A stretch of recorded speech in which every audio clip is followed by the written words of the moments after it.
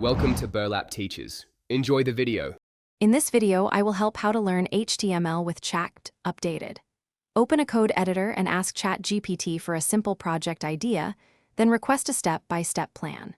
Practice by copying code, running it, and asking for explanations of each tag.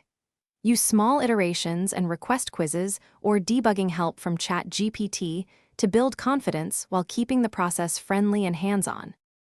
Start by mastering the building blocks, tags, attributes, and document structure, and ask ChatGPT to explain each with simple examples.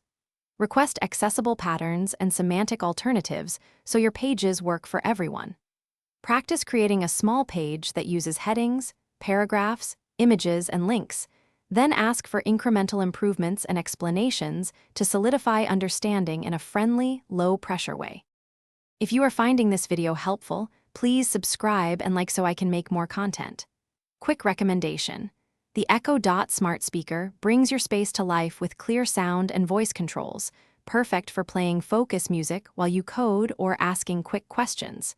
It fits nicely on a desk and pairs with your workflow. Check the description for the link and other deals.